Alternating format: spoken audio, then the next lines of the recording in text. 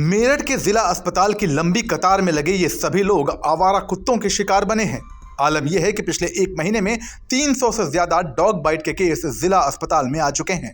इनमें वो संख्या शामिल नहीं है जिन्होंने निजी अस्पतालों में इलाज करवा लिया है। आवारा कुत्तों और बंदरों का आतंक मेरठ वालों के दिलों में समाता जा रहा है। डेली बंदर आते हैं, 10-15 दिन से लगातार बंदर आ रहे हैं। 15-20 बंदर आते हैं और वहाँ पे घरों में घुस जाते हैं, फ्रिज खोलते हैं, बच्चों से चिपट जाते हैं। ऐसे ही हो रहा है। हाँ, आतंक है बंदरों का आतंक है। बुनिया के पुल पे वहाँ पे अगर कुछ हो सके तो वहाँ पे कराओ, बंदरों को भगाने का सिस्टम। आपको कैसे काट लिया, किसने काटा? मेरा पालतू डॉग था, उसमें लगा। पालतू डॉग था, पालतू कुत्ते ने काट लिया। कैसे खेल रही थी?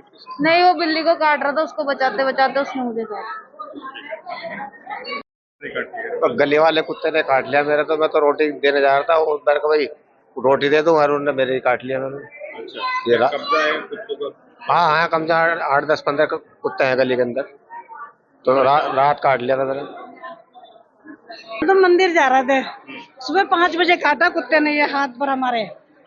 हाँ, क्योंकि दूसरी गली का आ गया तो कुत्ता। बाकी हमारी गली के तो अच्छे कुत्ते हैं, हमारे साथ जाते थे मंदिर, मंदिर से आते थे। मगर दूसरी गली का आकर बैठ गया, उसने झपट्टा मार दिया हाथ में। हाँ, जो सारा मार दिया हाथ पर, ये सारा खा गए। मुझे बंदर ने काटा है घर पे ही आज। हाँ, बहुत सारे आते हैं। जागृत विहार सेक्टर 7 से हूँ और एक मतलब मैं तो कुछ भी नहीं कह रही थी, एकदम से आके उसने काट लिया। डॉग बाइट के मामले पिछले एक साल के दौरान काफी बढ़ गए हैं। शहर में आवारा कुत्तों का आतंक बढ़ता जा रहा है, वहीं निगम और प्रशासन के प्रयास लचर साबित हो रहे हैं। हालत यह है कि बीते एक साल में जिले के 42,466 से अधिक लोग खुखार कुत्तों का शिकार बन चुके हैं। खास बात यह है कि यह आंकड़ा सिर्फ सरकारी अस्पतालों में रैबिज वैक्सीन के लिए आने वाले मरीजों का है, जबकि प्राइवेट अस्पताल जाने वाले मरीजों की संख्या तो इससे भी कहीं ज्यादा हो सकती है। तो मैं ये बताना चाहूँगा कि हमारे पीएल शर्मा जिला अस्पताल में लगभग 150 के अराउंड, 150 के around daily patient dog bite वाले आ रहे हैं और उनको हम भली भांति सेवा भी दे रहे हैं, टीका लगवा रहे हैं, उनको दवाई दिलवा रहे हैं। और ये सब शहरी क्षेत्र के ही है, डिस्ट्रिक्ट मेरठ के जो शहरी क्षेत्र है वही पेशेंट हमारे आ रहे हैं। कुछ पेशेंट यदि किसी प्राथमिक स्वास्थ्य केंद्र CHC पे कहीं ARV की अनुपलब्धता है किसी दिन, तो वो पेशेंट भी हमारे यहाँ आते हैं और उनको भी हम एंटरटेन करते हैं। ऐसी बात नहीं है। जिले में डाटा क्या कह रहा है? मतलब 150 में लगता है जिला अस्पताल और उसका CHC आपकी पूछता है।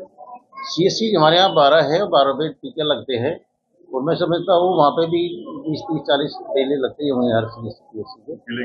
जिले का डाटा तो CM साहब ही बता पाएंगे, लेकिन मेरा डाटा ये है कि हमारे यहाँ का 150 के आसपास लगता है।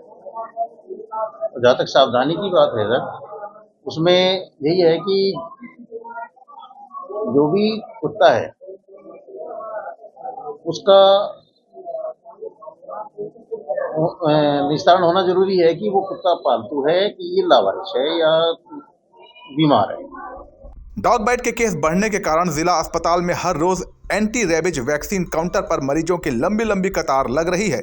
यहाँ आने वाले मरीजों में शहर और देहात के मरीज दोनों शामिल रहते हैं, लेकिन इन मरीजों में सबसे अधिक संख्या शहरी मरीजों की है। मरीजों की अत्यधिक संख्या के चलते साल के अधिकतर दिन जिला अस्पताल में रेबिज वैक्सीन की शॉर्टेज रहती है। रोजाना 40-45% मरीजों को वैक्सीन तुरंत उपलब्ध नहीं हो पाती। आवारा कुत्तों से शहर के लोगों की सुरक्षा के लिए नगर निगम स्तर पर नसबंदी के प्रयास भी नाकाफी साबित हो रहे हैं। सर, नगर निगम जो अभियान चला रहा है उसमें केवल उनकी स्टरलाइजेशन नसबंदी करने के उसके लिए ले जाते हैं कुत्तों को पकड़ के और फिर वापस उसी एरिया में छोड़ देते हैं। ये उनके गवर्नमेंट ऑर्डर से उसी गाइडलाइन के अनुसार वो काम कर रहे हैं, लेकिन कुत्तों की संख्या दिन प्रतिदिन बढ़ती ही जा रही है।